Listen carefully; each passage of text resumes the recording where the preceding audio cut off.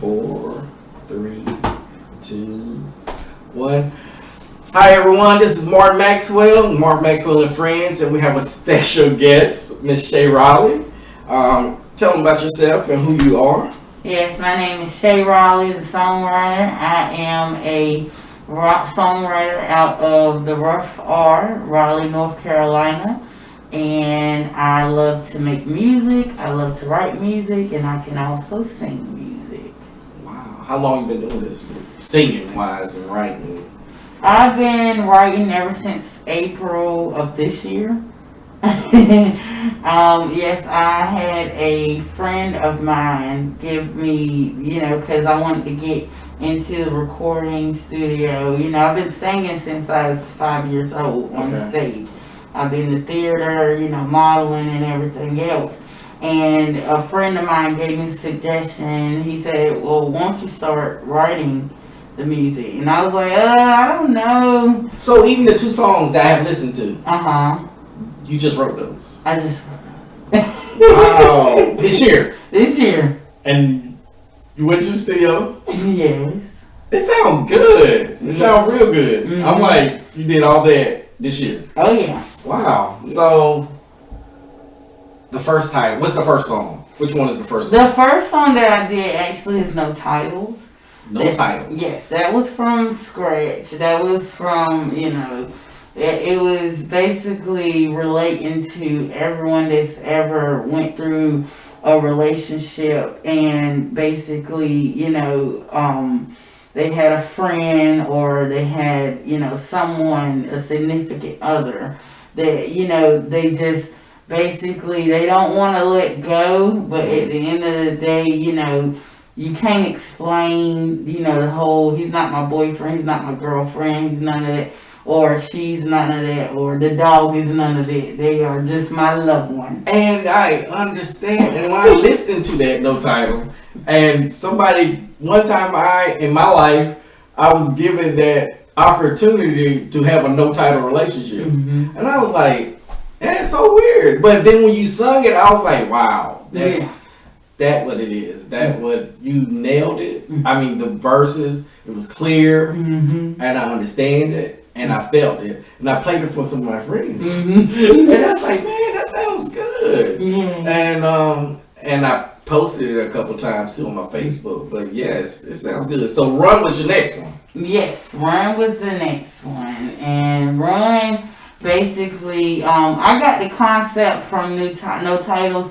From the old music, Silly, and the Escape song, what is it called? Escape. The one, because they're the last ones to make a song like that. Kicking it? It's, we ain't gotta tell nobody, something like that. A little secret. Yes, a little secret. I heard that. Yeah, I heard that and I was like, oh my gosh, that's so cool. Like, because like a lot of people, you don't necessarily have to be like in a relationship and have a side person. Yeah. You can know someone, for a very long time and you guys just felt like it's not okay to commit, as far as that. You feel like you'll lose what you have. And especially during this time of COVID, I mean, you find yourself, indecisive. You have to be. I mean, sometimes it's hard because physical contact is more than anything. Physically seeing someone is more than anything right now. And now it's so like impersonal. People love to text, and you can't pick people's expression off texting. It's so like, wow, like I can't believe, people are basing their lives off texting while even expressing themselves. When all that time you done text 30 minutes, you could have called somebody and talked to them for 5 minutes. I'm telling you. And expressed yourself. I'm telling you. Or gave them a hug. Yeah, like, come on, please. But so are you? It sounds good. And then before the show, we talked about you want to focus on songwriting. Yes, absolutely. But the performance sounds so good. Like I was like, okay, why don't you want to tamper with this? So, but we know writing is where it's at. Oh yeah. because we know like Lionel Richie, we know people, great writers of Quincy Jones, and people currently like Kanye West and them. That's where the money's at. Absolutely, there's a lot of artists. Even though they push themselves like Dream, Carrie Hilton. Leo, Candy, from Leo, Escape. Yeah. A lot of them, they started off just to get their name out there to push, hey, here's my music, I sound good, I can perform, but I'd rather sing in the background. I'd rather stay, just doing the right thing. And they wrote a lot of, like Candy, she did a lot of Beyonce songs, Destiny Child. She did TLC songs. She wrote a lot of stuff, and people just like, wow. I think she wrote Red Light. Yeah. She wrote Red Light, the most famous TLC song. Yeah. You know what I'm saying? I was like, yes. And then she's the biggest on Housewives. You're right. The only one who's financially really together on her show. Yeah, and like when I watched Housewives, I was like, Candy, I know that record, those royalties are not pushing like that for you to afford this nice house. Yeah, but yes, they are. They take her, and she's still writing. Mm-hmm. She still continues to write. Yeah. So that's where, so we know all the fame behind the scenes is the writer. Even Drake knows that because Drake has a ghostwriter. Yes. Get picked on about that. Yeah. And so. It's okay, Drake. Yeah, it's okay. But he got some hot music. His music is hot, but we know where the money's at. We follow the money. Right. So So you started writing just this year? Yes. Anything like poetry in the past? Did you write stories? I majored in college at Wake Tech Community College. I majored in English and arts. Basically some background about me. And I'm also coming out with a book as well. Okay. But I grew up from 3rd grade all the way to 9th grade. I grew up in special needs and behavioral classes. Okay. Yeah, I had an IEP. I was reading illiterate for a very long time, and it took one teacher to say, to just take that extra time and say, you know what, ain't nothing wrong with this girl. And and she taught me how to read, in a couple of days. She taught me how to read. That's what I'm talking about. Somebody took time and put it in you, Yes, they did. And see, that's why we try to do the things we do now, because you want to say, pass it forward. Yes, absolutely. You know what I'm saying? Because if nobody knows you or heard of it, if somebody, it just takes one person. That's it. It takes one person to put something in you, Mm-hmm.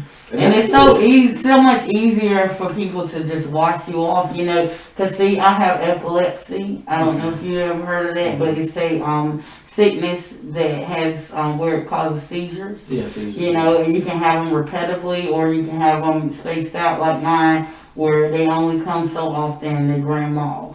But I have medication to contain it now. Okay. And whatever. It was it was from age 10 when I grew out of it. And then it came back and killed me when I was 30. Wow. They had to revive me back and everything like that. Yeah, so I've been on medication ever since, containing it. But ever since I died and came back, I said, oh no, I'm not going to keep wasting my days and wasting my years in fear. I'm going to go out and I'm going to shoot for the stars and do everything I dream responsibly.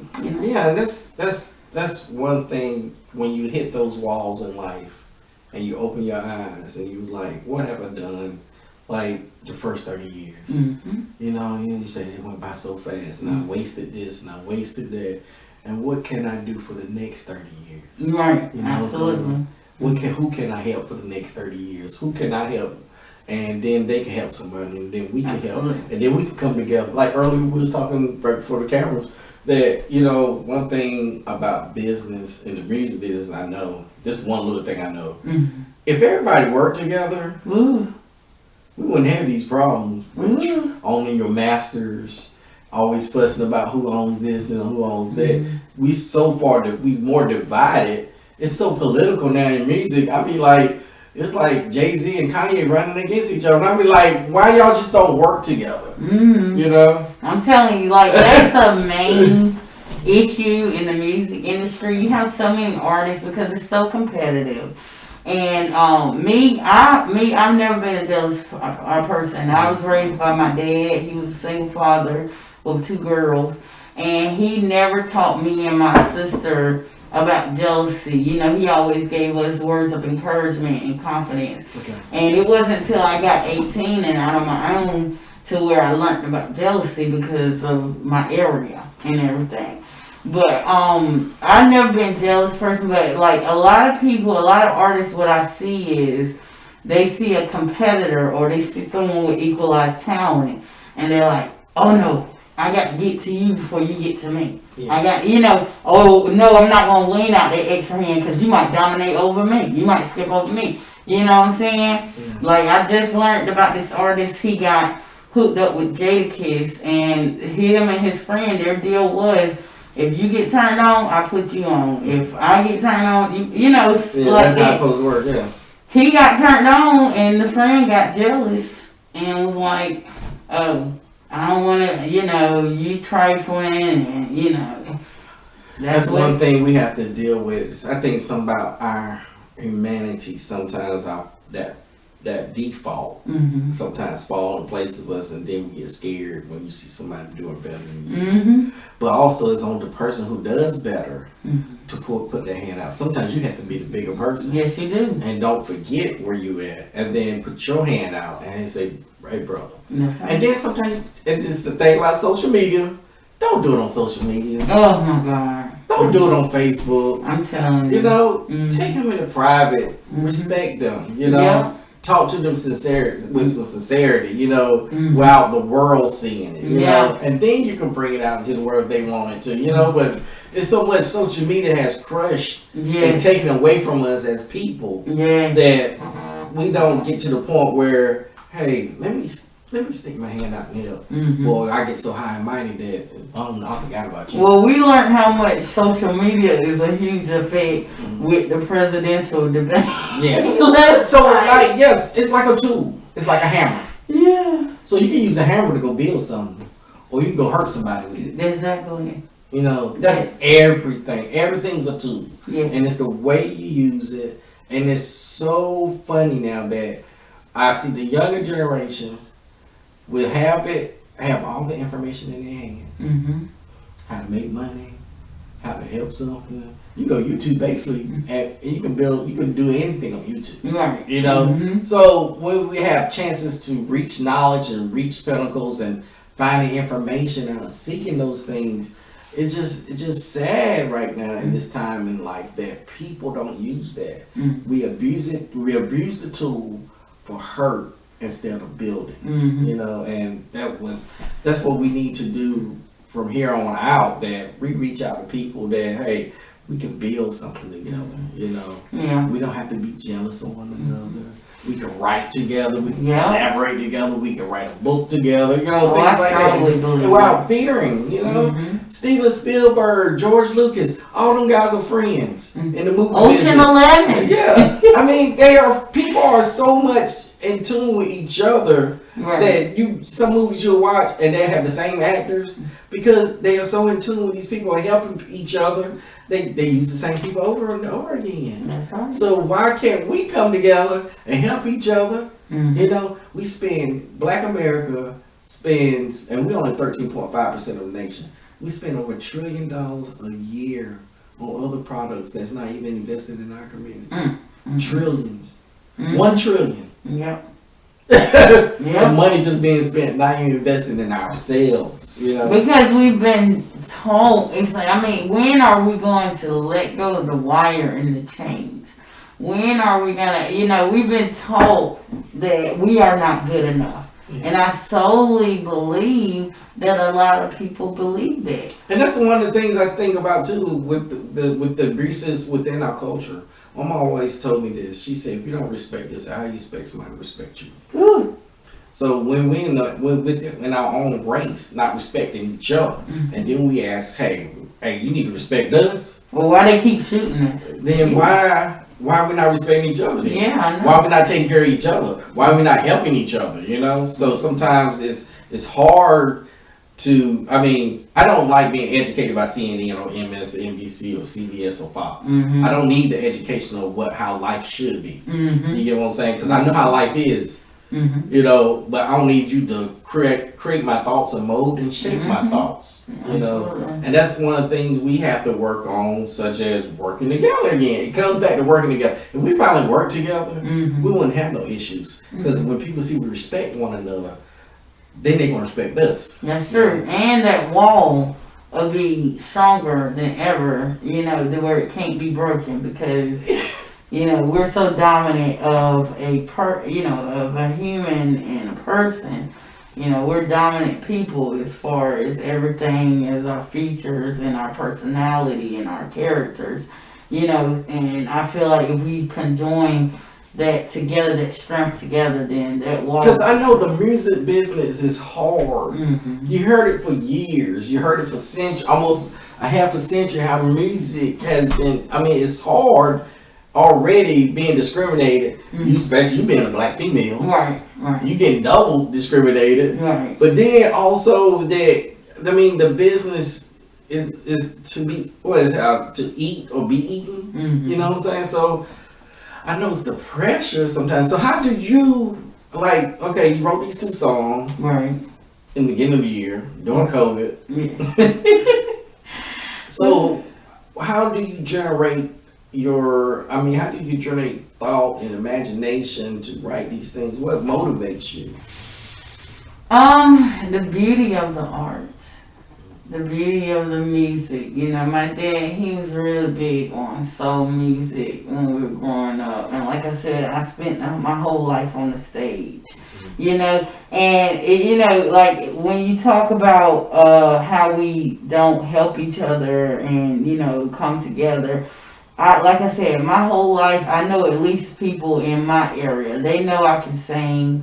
They've been known I can sing. I have a lot of musicians in my family, from rappers to composers, and most of them, and friends as well. And most of them, I'm not even gonna lie, they put me on the back burner. Okay, I'll help you, but I gotta take care of me first. And I'm like, dude, let's do a combo. Let's get together. Yeah, let's get together. I'll do your hook or whatever, That's one of the amazing things too. Like in music, you can see it, such as in certain situations, like Wu-Tang Clan, they work together, but they were great individually too. But they worked together first.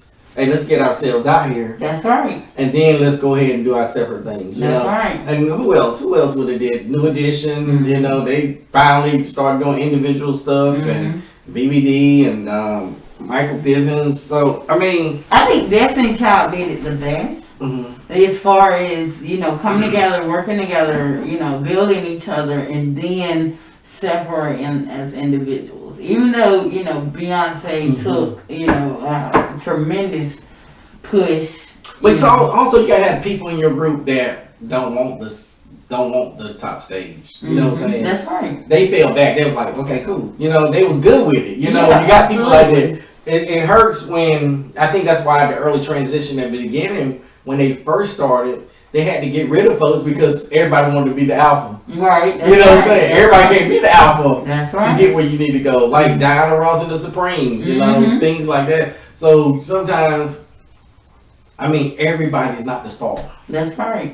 On the basketball team, just like we saw LeBron, everybody's not LeBron on the team. You have to have support. And everybody got to the same point, though. That's right. Everybody got to the championship. That's what you want to do. That's everybody got to the money. Yeah, and then you got to figure out. I'm gonna talk about this, I think, forever. It's about mastering your foundation, working on what you're good at, and then expand. Because you try to do too much stuff, you get lost. Yes. So if you're trying to, it's good you can sit down, take time, divide, prioritize your time wisely, and try to do things. But you have to focus on that one thing to get you off the ground. Right, absolutely. And you started something. You started with 2 songs. I was like, okay, she got these 2 songs. How long ago did you write these? I thought they'd been out. So you wrote them this year. Yeah, in April. Your first 2 songs you ever wrote? Yes. Mm-hmm. And that's amazing. Thank you. I'm gonna keep on playing it on my Facebook. Y'all gonna get this on Facebook all the time because Me too. I put a lot of songs on my Facebook for my stories, and I just like people to listen to music. But Right. it sounds good. It sounds beautiful. It sounds together. It doesn't sound like something that somebody did in their closet. No. You know. And me, like it was me and my cousin. My cousin is the composer. He's the one that created the music and everything. Wow. You know, I just did the lyrics. Why you ain't bring him with you? I know he's at work. Yeah, we got to work today. Yeah. Yeah, but yeah, he's really good. His music career is popping off now in the Christian world. Genre or something. Absolutely. He just had a famous fear, and then see me.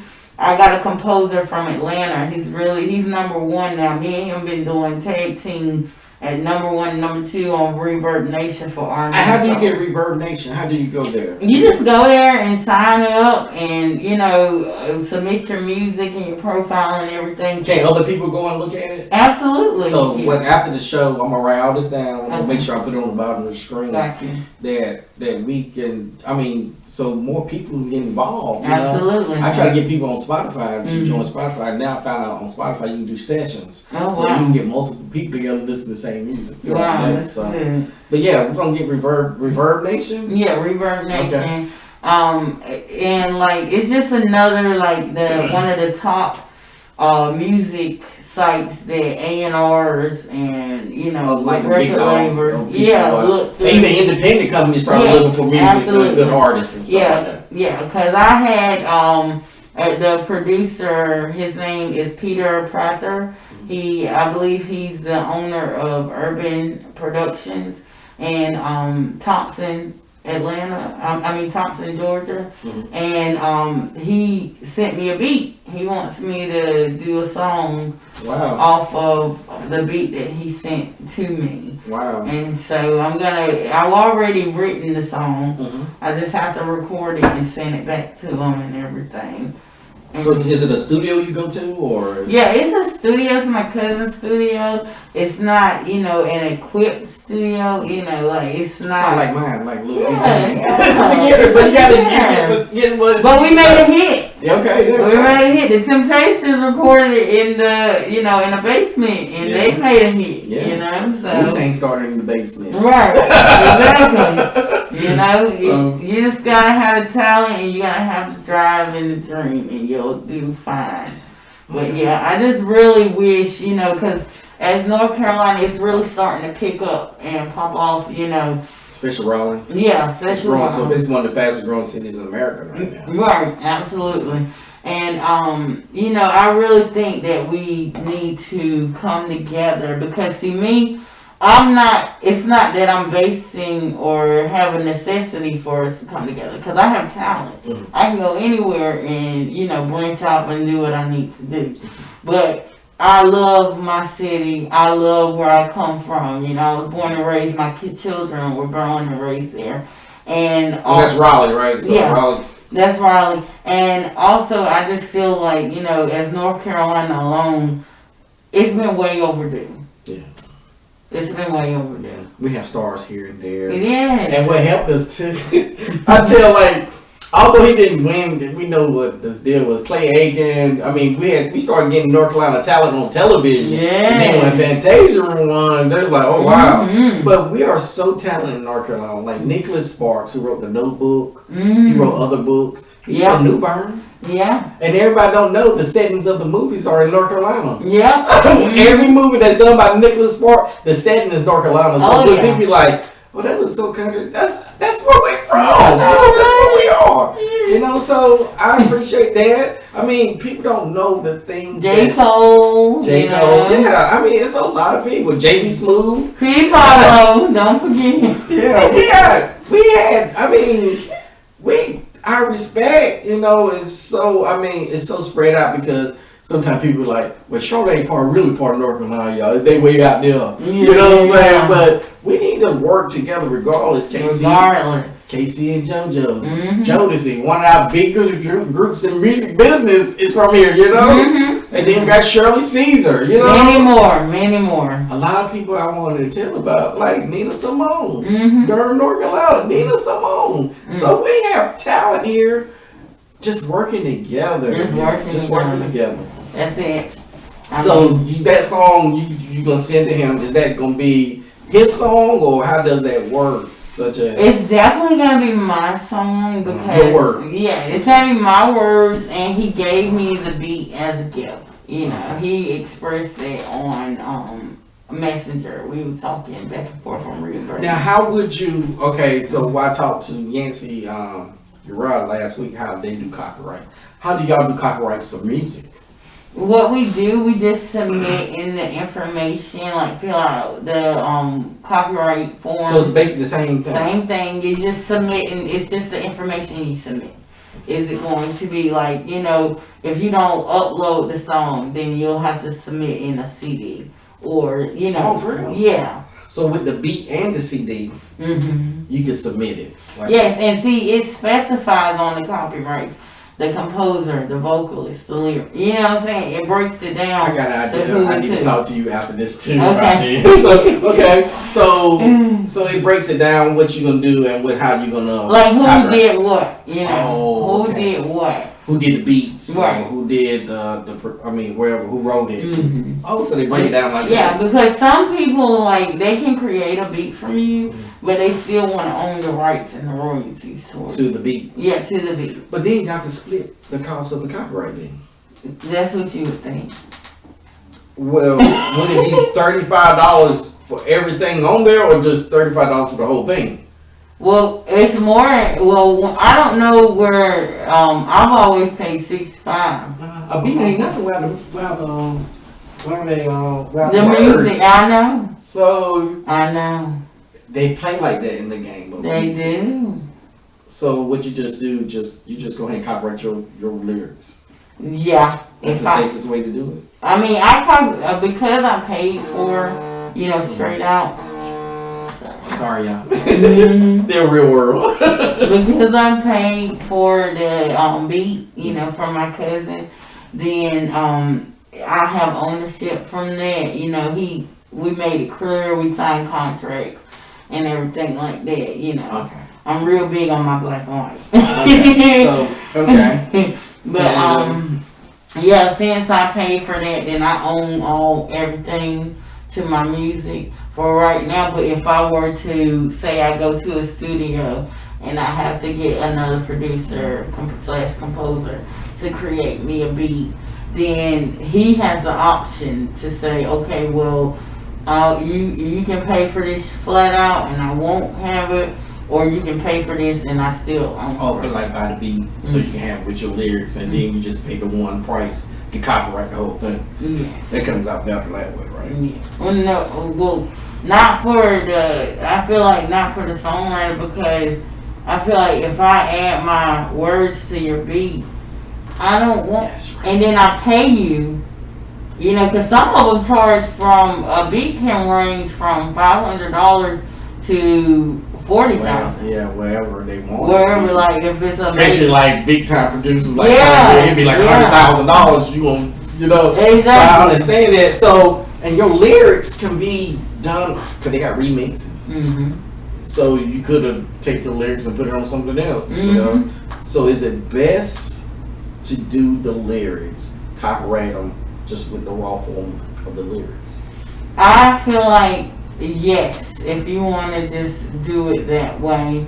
But me, I'm more so, you know, like now that I have the opportunity to claim the beat, then I will take the opportunity. Are you learning how to do beats too? I'm listening to them gradually. Mm-hmm. I'm looking at detail, but I'm not. You haven't caught it yet. Yeah, because like Quincy Jones, guys who are started with instruments first, and then they started composing. Right. So when they compose and then write the lyrics, you know what I'm saying? So it makes them all around the whole, because my music, my beats go with my lyrics. That's it. And I own it all. I own it all. Yeah. He has a studio. That's the best way to do it. Create a studio. You know, get the equipment, the proper equipment for the proper sound. Yeah. Compose the beat, write the lyrics, and can't nobody touch it.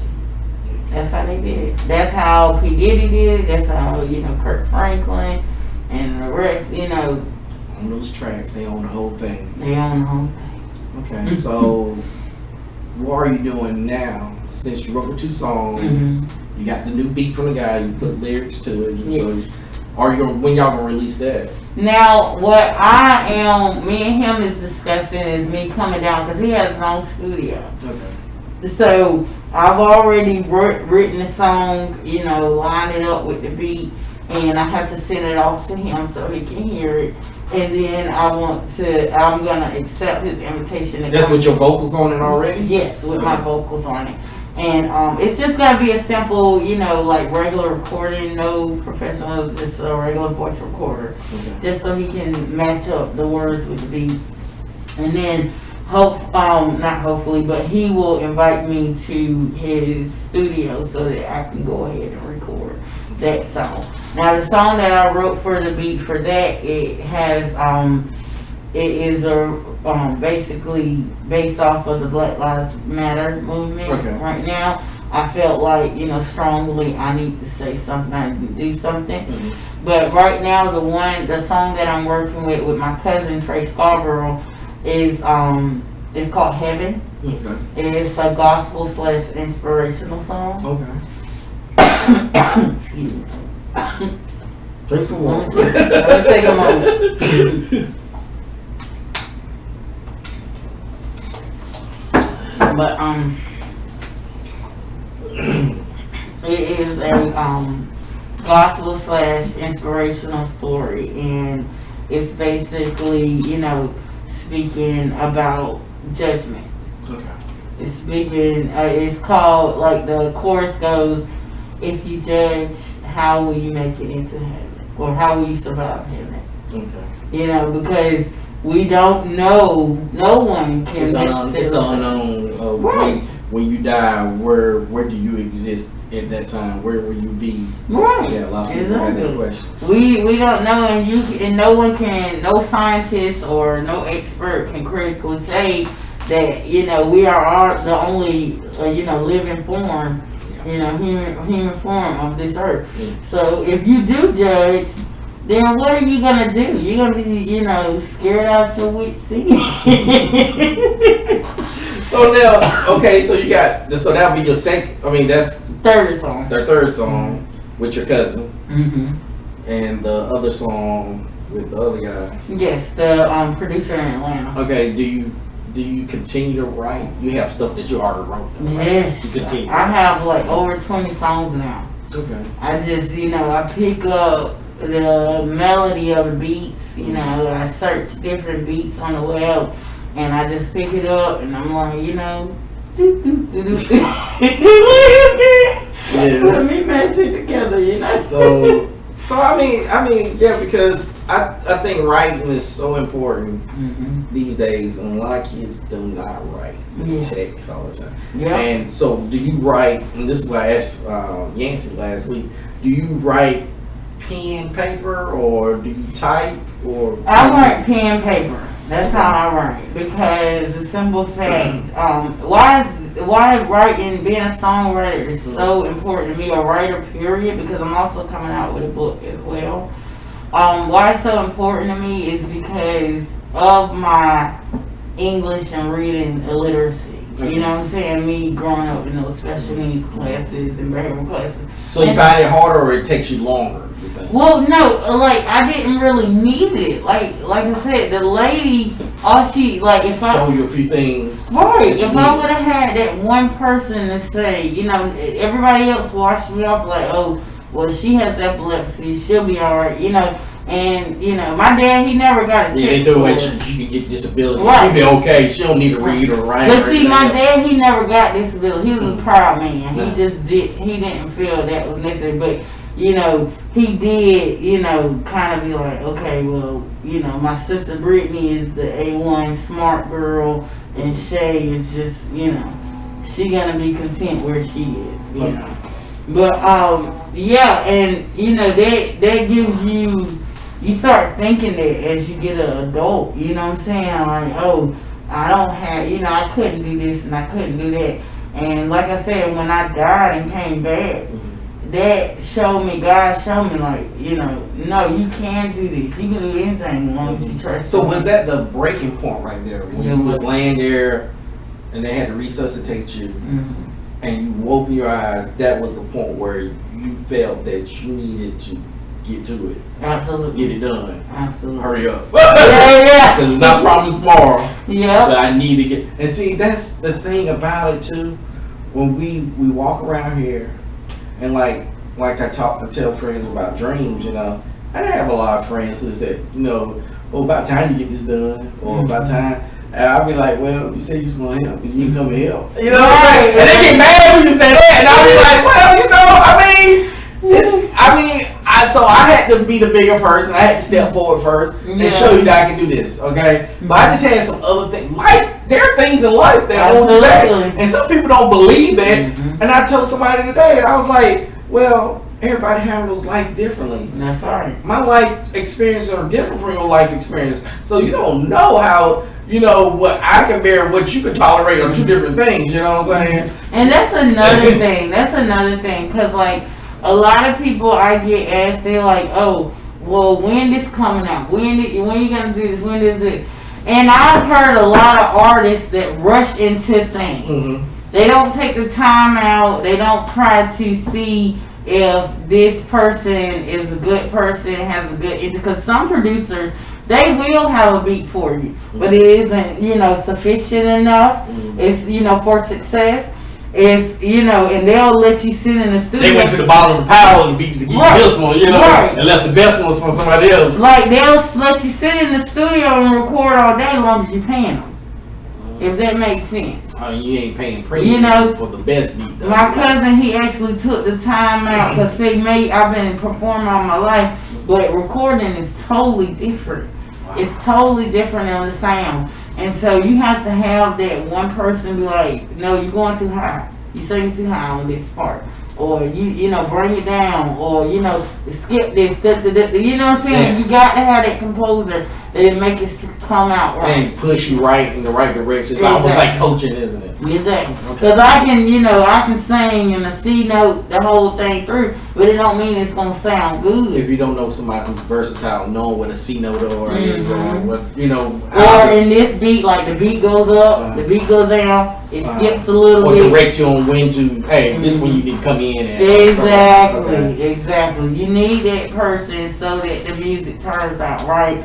And a lot of, producers will let you sit in that studio and sing off beat, sing unmatched, or rap unmatched. I see a lot of, artists, and I'm like, this is not good. Yeah. And you just spent all this money for something that wasn't good. You know what I'm saying? And you could took that money, bought you some little equipment, and did it yourself. And did it yourself. And worked at it yourself. And did it yourself, yeah. Wow. So, and they gotta understand art takes time. Nothing's rushed. Okay. You know what I'm saying? Most of the time when you see an artist and, they have an album, it takes time. You don't see them for a while because they're working on their album. Yeah, because I was looking at Music Soul Child, not like between the first and second, it was like 2 years. The next one was like 3 years. Mm-hmm. Then the next one was like 3-4 years. And I was like, okay, because it takes time. I mean, you can't, especially when you come out with a great album. Mm-hmm. Like, it's only going to be one Purple Rain. I'm telling you. It's only going to be one Thriller. And Michael Jackson couldn't get back to Thriller. I mean, his other albums were alright. Yeah. You listen to the Thriller album, all you can do is do videos, good videos. After that, you know what I'm saying? He did historical videos after that. Yeah. But it's when you get that one album, and then you just everybody. I guess we as customers, we start to compare that album. I'm telling you, and it's always then you got new artists coming out, that may have some similarities. And that's what I was looking at. Yeah, that's what I was looking at today. So I was listening to Rihanna, And I was like, Rihanna, if there was nobody Beyonce, you'd be top dog. I'm trying to tell you. She would be the top dog. She would. But her own way, she is top dog. Mm-hmm. Because she found her way in the midst of, of Beyonce and things like that. But she found her way as being the artist to go to, But see, when it comes to fashion, Rihanna got it. Yeah. But she's out there more because Beyonce slowed down because of family now, though. Yeah, you know what I'm saying? More of hers is family now. She's older now. But see, you see how things can, change. Change immediately, drastically. Yeah. Because we had in the 80s, it was Janet Jackson, Madonna, Prince, Luther. There were different genres of music. Then rock and roll was doing its thing, the big hair thing. So it's so different now.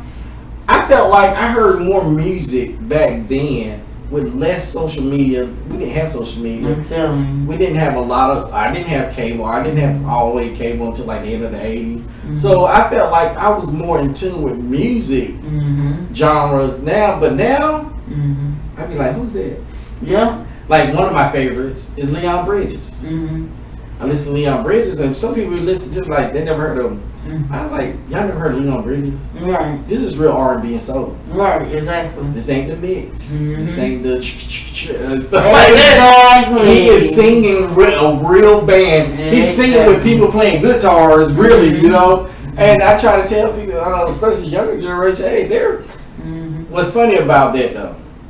So when kids hear like a rap song and they think that beat is original, tell like it is.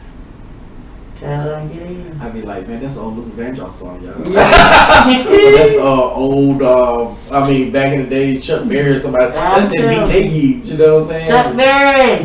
Yeah. And then there's another thing, like, I heard it through the grapevine. Do people know how many versions I heard it through the grapevine it is?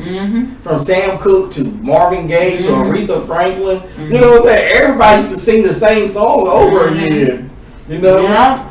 And then you have people like Smokey Robinson who wrote most of those songs like back, just sitting back like, hey. That's it. That's what like is hard about the music industry and what's so critical. Like, my main goal and me being an artist is basically a songwriter. Is basically getting everyone out there. Like not caring about myself, but caring about the art of music. That's what it's supposed to be about. Yeah, art. Back in the day, that's what it was about. This song, I'm gonna be a freak until she being real. Yeah, and I like the freedom of expression and thought because if people didn't have freedom of expression and thought, like 2 Live Crew pushing the fact that hey. That's the reason why we got explicit labels. NWA, but it was 2 Live Crew before there was NWA with the explicit lyrics thing going on, and then Ice-T and things like that. We had to push the median, and those same people, Maxine Waters, Jesse Jackson, all those throwing their stuff. They was actually taking people's discs, throwing them in the streets and running over them. Now they're trying to get the hip hop vote now. Yeah. You see how things change? It definitely changed. It changed so much. Because it's become a big impact in society as far as the music. Nowadays, they see how much, their grandchildren is adapting to and changing into, the form of, different artists and stuff like that. And they see how much of an impact it really is. And people don't understand the black culture has created so many things just as jazz, country music. People think because what you see now ain't how it used to be. You get what I'm saying? It goes back to slavery when people used to have to go and play for the plantation owner. Yeah. For the party. To build their skills. Muddy Waters, y'all. Don't forget. Muddy Waters, my country brother. Music. Yes, sir. My brother is he loves Muddy Waters and blues. Oh my God. Yes, sir. And if we they still playing Muddy Waters. They still playing it. They still playing everything that's back in the days that even before us and our parents used to tell us. Our parents used to tell us about Sam Cooke. Mm-hmm. Sam Cooke was the best singer in the world. You know what I'm saying? Yeah, We'd be like, what you talking about? And then we listen to it like, oh yeah, she's right. Al Green, you know, and Marvin Gaye and things like that. And then you put that music, it's almost like the soundtrack of your life. Because you can take a song that you remember and you can put in that place where you was at that moment in time. You know, it's like music plays a part of your life that be like, well, if we didn't have music, a lot of inspiration would go. You know what I'm saying? If we didn't have music, then the heart and soul of this globe would be gone. Imagine hip hop going all the way to Japan, kids in Japan, people in Eastern Europe rapping, people in England rapping, playing, you know, rap, got their own rap music. You know, so that's so amazing too to see. Yeah, that. I had Caliber Records contact me via email, wanted me to send me. And where they from? They're in the UK. Wow. Yeah, they're in the UK. I've had a lot through Reverb Nation. It's a really good website. You know, as far as corresponding with, you know, the top dog A&Rs and record labels and stuff like that. Yeah, you know, I'm be honest, I don't always get picked. You know, I'm not seeking, my goal is not seek to be the best like everyone else and stuff like that. I am the best. and you have to go, anything you do, you have to go in there with that, you know, that ego of that I am the best, because you don't, who gonna see it in you? That's right. I'm not seeking it, I got it. You know, it was given to me at birth. You know.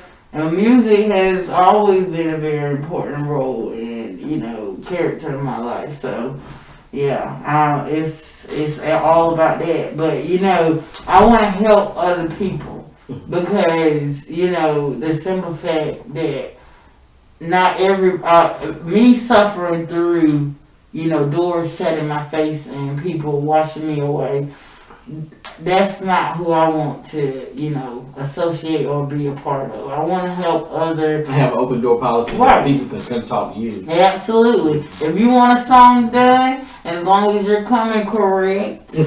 Proper business. Everything's not free. No, not at all. Not at all. Everybody had to pay a cost to get somewhere. And I'm very big on my black and white. Yeah. So how do you, I mean, such as contracts and things like that, you have your own lawyer or you have people who look at the paperwork and things what I do is I review previous paperwork and, you know, I set up my outline paperwork for that. I don't really have a lawyer because politics and civics and economics is really big with me as well. You know, I know the ins and outs. So as far as I know, as long as I have that black and white intact and it's, you know, a legal document, then it's official, you know. Okay. You know, if I need to contact a lawyer, then I will opt for that as well. You know, I'll do everything I need to do. But, you know, as far as me having a sign, no, not at this time. Okay. So now you're doing a book also. So is the book finished or? No, the book is in the making. Okay. You know, it's basically because, like I said, it's very important to me to get out my story as far as when I grew up, how I grew up in the educational system. Because I feel like, you know, they really wash special needs. And, you know, it's teachers in the special needs and the behavioral classes that will sit there all day, pass out paperwork. And you have an option to do it or don't do it, you know, you still move on to the next grade. That's not teaching me. And see, and I went through the same thing when I was younger. And I think it was about 4th, 5th grade. And because I wasn't verbal a lot when I was younger until I got older, when I started talking more, they thought I was at a learning. Like I stopped or someone, I had a learning problem. And then they started testing me and they were like, oh, ain't nothing wrong with them. You know? Yeah. And thank God I had a mama who came to the school late. Nothing wrong with that. See, I didn't, my dad, he worked so much and he was a prideful man. And my mom was a single mom, so for her to just step out of her way to make sure. She's like, I taught my son how to read. She said I made sure he knew how to code before he went to school. He Right. his numbers. You know what I'm saying? The things that you learn at home before you go to school. Yeah, absolutely. So it was the problem where I just wasn't verbal enough. And they didn't hear me talk, or I was just and hyper. look at you now. I talk too much now. Everybody like, man, you talk too much. You need to be quiet. But that's one of the good things. I like to talk, and that's why I've created this show. Because first of all, within conversation, this ain't an interview. Me, you just here talking. Absolutely. So, I want things I didn't know about, now I know. And I had friends last week like, hey, I didn't know that, or this and that and that and that. Right. And that helps me because this is my foundation. I want to master it. I want to get better at it. Right. And then I can do my other things I want to do. Right. I'm learning about copywriting and things like that. So that helps me out. So that helps my next move out. So I won't put nothing out and it's not copyrighted. It's not taken. Right. So those things, y'all help me out. So basically this conversation helps me. And it helps you because people didn't know about you. Absolutely. And then the information you have, like Reverb Nation, if they are artists and things like that. I know. And about copywriting and things like that. So and the special needs kids. And special needs too, because having special needs in your home and things like that takes a lot of energy, especially with parents who are not equipped, because parents can't do everything. So that's why we send them to school to get taught, because we have teachers who are made for that. Like a nurse. Everybody can't be a nurse.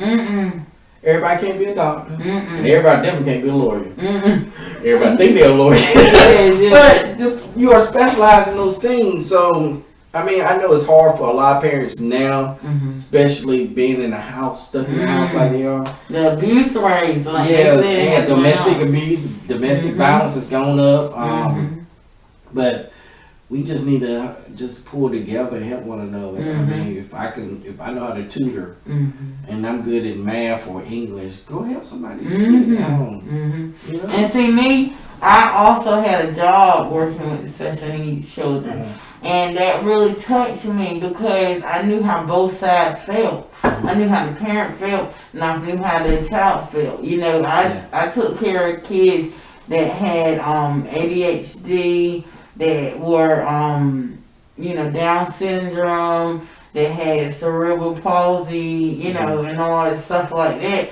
And it just, some kids I just got in my car when I was about to leave and just cried, because I was like, I know you just want to have people understand you.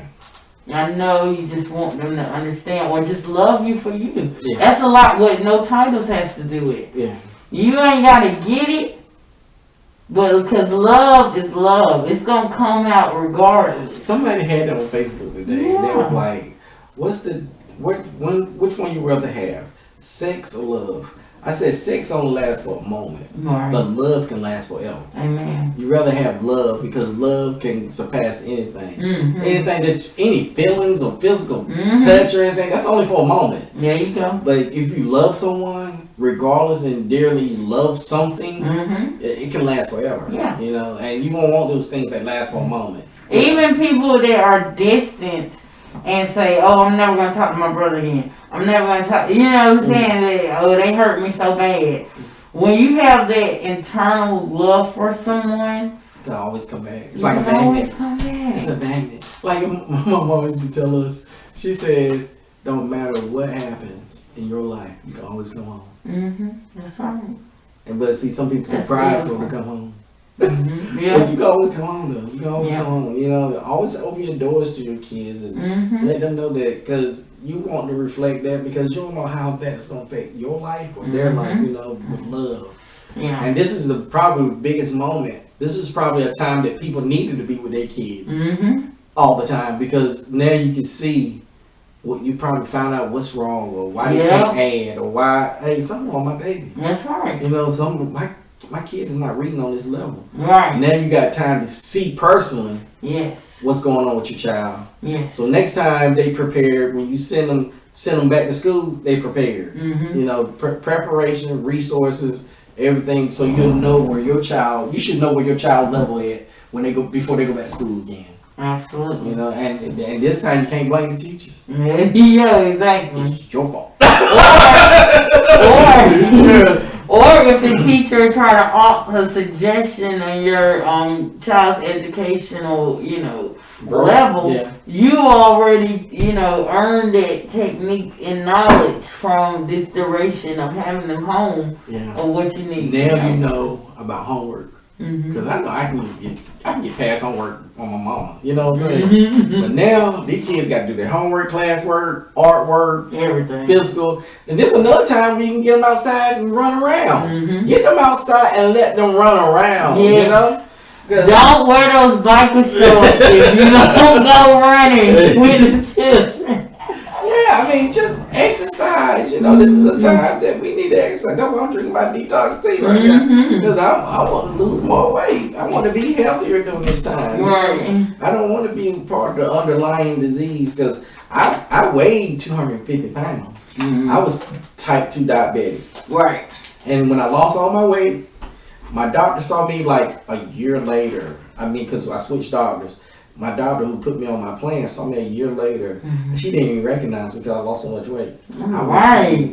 That is awesome. That is inspiring to me. But they kept me on my, metformin. Then 3 years later, my doctor saw me, my VA doctor, he was like, we're going to take you off medicine. Oh, wow, that's good. So it is possible. That's right. It is possible. Gotcha. It's possible. Thank you. Just sometimes you have to, people got to understand a satisfied body, when you eat, when your body's satisfied, and then you take it past being satisfied. You want to eat extra. So instead of chips, I eat some dry raisins or I eat some dry cranberries or things like that. But yeah, I mean, your mind goes with your body. Yeah, because the hunger does not, when I lost weight for like 2 weeks. Hunger does not require that large of a portion. They really don't. Imagine people in the world who can't get 3 meals a day. How they survive?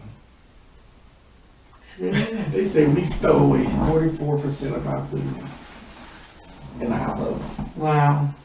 44% of our food is thrown away. And the other day I did throw away like 3 bananas. And I was like, oh my God, I wasted these bananas. Yeah. I feel so stupid. Yeah. And then you go back and like, I need to fix that. I ain't gonna do that again. So I go buy 3 bananas instead of buying a whole big bunch of bananas and things like that. But yeah, our mind, our heart, taking care of our kids so they don't be overweight, because that's how you get sick. That's how your immune system shuts down. Yes, it does. And people don't believe it. And then it had the weight, what you put in your mouth has a lot to do with depression, anxiety, frustration, high blood pressure. All that. All are tied up together. Absolutely. Because exercising helps with depression and everything. So, So what else you got on the agenda? The book? Well, yeah, I have the book that's coming out, and then next year, and then also my food truck.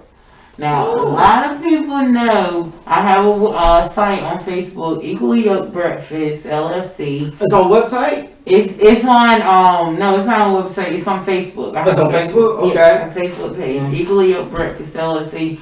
It is. I'm the Waffle House waitress that got the $1,000 tip back in 2014 on Hillsborough Street. The store made international news. You got $1,000. Yes, I got $1,000 tip, and Waffle House didn't. After working for them for 8 years, they didn't want to give it to me. Oh, you didn't actually get. They kept the tip from you getting the tip. They sent it back to the man after him and his wife left their phone number, initial beside the tip, and signed it. You were that person. I was that person. Wow. And they sent it back. Did they give it to you? He called me and he wrote me a personal check. The customer. Back to me. Yes, the customer. He's actually the owner of a restaurant in Raleigh. Wow. Several locations. Wow. Mm-hmm. Did you post that story on your Facebook? Its story made international news. It went to Fox News. Like my cousins in New Zealand, they seen it.